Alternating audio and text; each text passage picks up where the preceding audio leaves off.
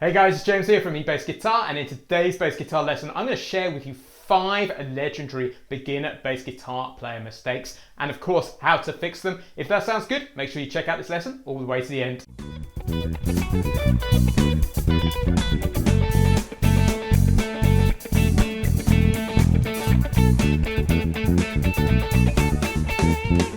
So let's crack straight into the lesson. So the first legendary mistake that I see beginner bass guitar players making all of the time is not to specifically focus on developing their technique. So the surefire way you can tell if you need to look at your technique is if all of your notes sound short or lumpy or disjointed. The easiest way to explain this or show this to you is to play a simple C major scale. And if your scale sounds like this, you know you need to work on your technique. So let me demonstrate. So can you hear it sounds lumpy and disjointed? What we're aiming for is all of the notes to be smooth and lead into each other. So the scale sounds more like this.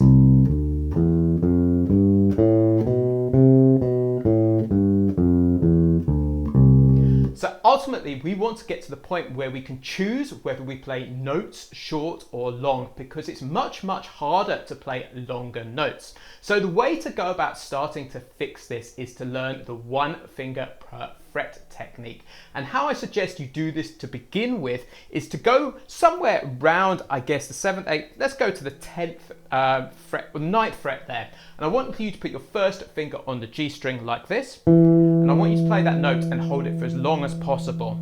Then, holding down your first finger, I want you to put your second finger down like that. And then put your third finger down, still holding down the 3 notes before it, or 2 notes rather, and then put your 4th finger down. And this is where it will probably be quite a lot tougher. So you end up with 1 finger per fret, and this is our basic handshake that we want to develop. So I just want you to practice doing this.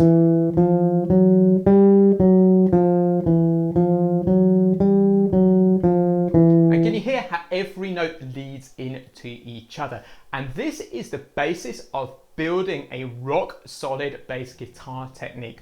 We've got a ton of lessons on how to build your technique over eBassGuitar in the Essential Technique course, so make sure you go and check that one out. So mistake number 2 that I see beginner bass players making all of the time is to only learn from tabs. Now I need to be quite clear here, I'm not actually anti-tab in the slightest. I think it can be a really handy tool, especially if you're just starting out, but it can have considerable limitations. And I think the real magic as a bass player, when the instrument really comes alive, and certainly when I get the most personal satisfaction from playing, is when I start jamming and creating my own bass lines in the moment. So what you need to do to start being able to do that is to learn some basic music theory and bassline creation techniques. So let me give you an example of how to do this. So what I'm going to do is I'm going to create a simple bass line now using what I call the 4 power notes. And this is the root, the 5th, the flattened 7th, and the octave. And these are super powerful notes to start jamming on. So we're going to create a bass line that sounds like this.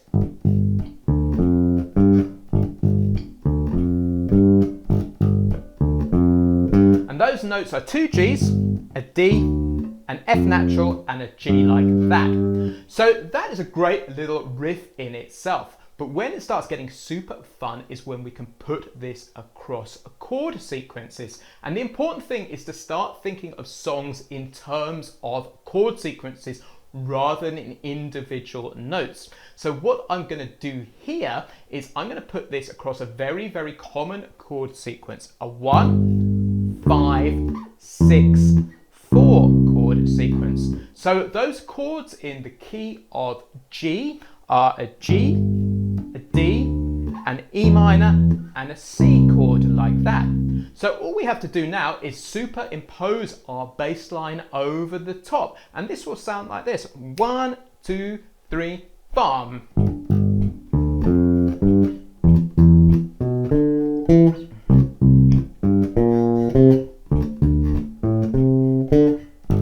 Simple and very effective reflexive, but what we can start doing is just using those simple 4 notes and start jamming out that bass line a little bit. Let me demonstrate.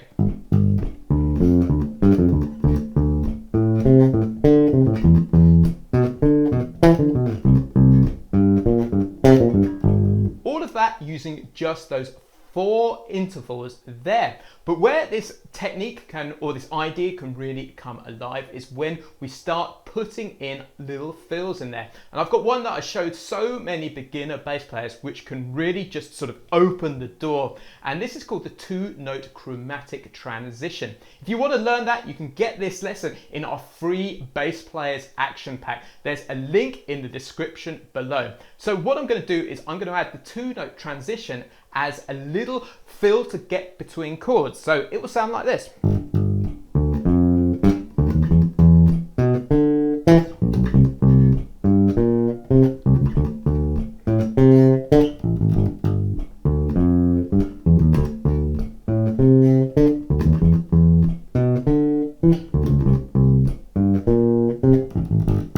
So the great thing is when you start putting these ideas together, you get to the point where you almost never play the same thing twice, and you can start having freedom to use the whole of the fingerboard in the moment. It's super, super powerful stuff.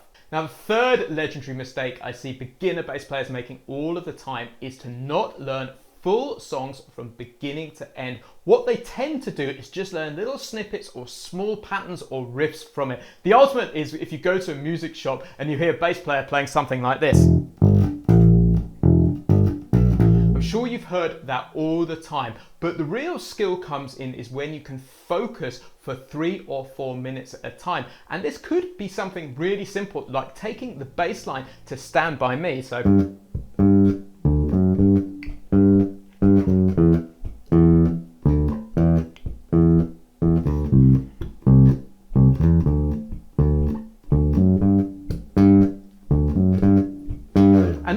is an 8-bar line which is repeated across the whole of the song, but I really challenge you to play that 8 bars round and round with real focus without playing any mistakes over the full 3 or 4 minutes of the song. But the next stage to learning full songs is being able to break them down into their component sections, because most songs only have 3 or 4 sections. And this is something I love teaching my students over at eBassGuitar. To give you an example of this, one of our most popular lessons is how to play Moondance by Van Morrison. And really, there are only 3 sections to this, which I'll demonstrate now. And that is the verse section, which is 16 bars long, which has this style walking bass line to it.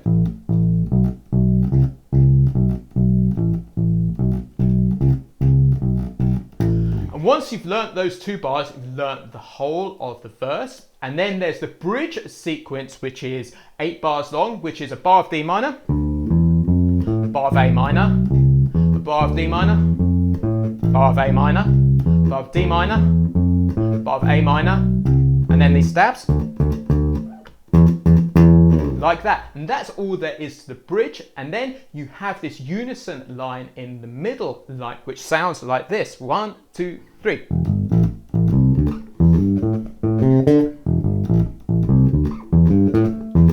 And again.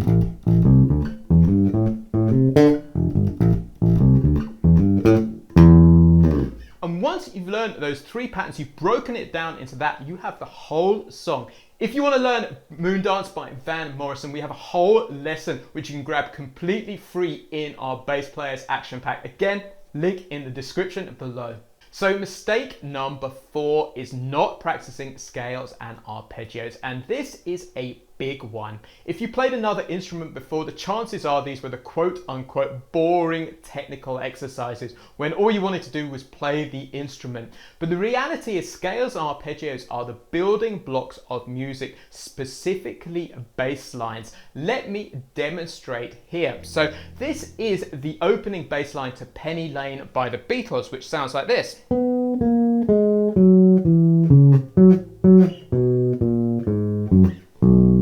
lovely B minor chord there.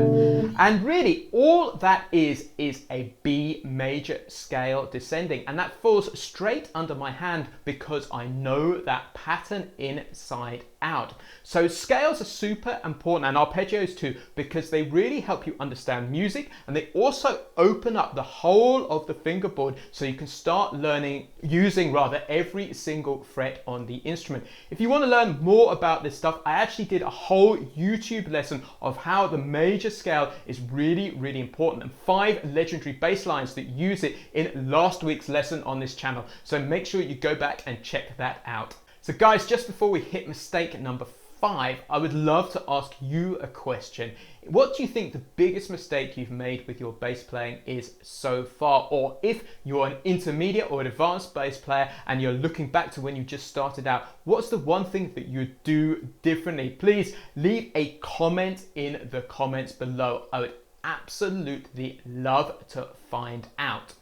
Now, mistake number 5 is not having a clear and deliberate groove or rhythmic pattern. As bass players, we've always got to understand and have a concept of what the groove is. And I like to think of the groove as a repeated pattern or rhythmic key. And the easiest way to play it to you to begin with, if you're unsure of this concept, is to take a simple rock groove, which sounds like this. 1, 2, 3, 4.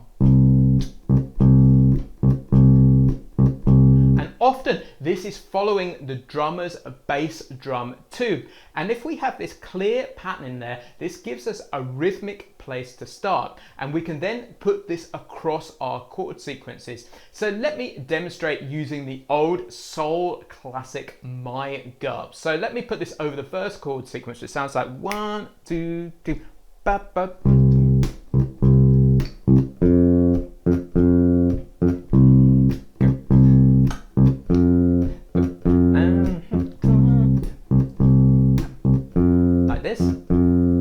And then we hit the bridge or the chorus.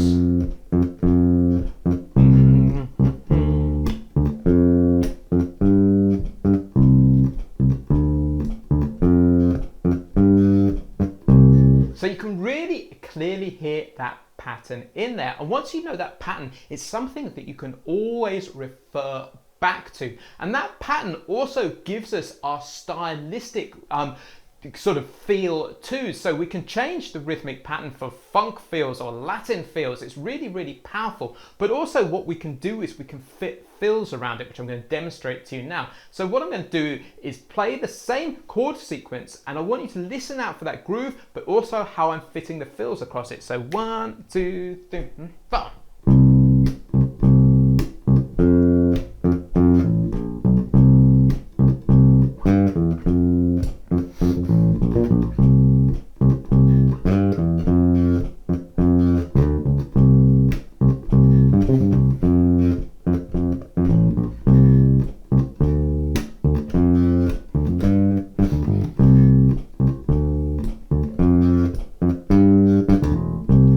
So you can really clearly hear in amongst those fills, the groove still remains solid. So always make sure you've got a strong concept of what the groove is. If you need more help with understanding how grooves work, make sure you check out the rock, pop and soul Motown bassline creation course over at eBassGuitar.com. So guys, that's the end of today's bass guitar lesson. If you've enjoyed today's lesson, make sure you jump over to eBassGuitar.com and check out the BassLab Plus. BassLab Plus is a full step-by-step program designed especially for the beginner to intermediate bass guitar player, which will take everything we've discussed and take it to the next level. You can join free with a 14-day trial. There's a link to join the BassLab Plus in the description below. Cheers, I've been James from eBassGuitar.com, and I'll catch you next time.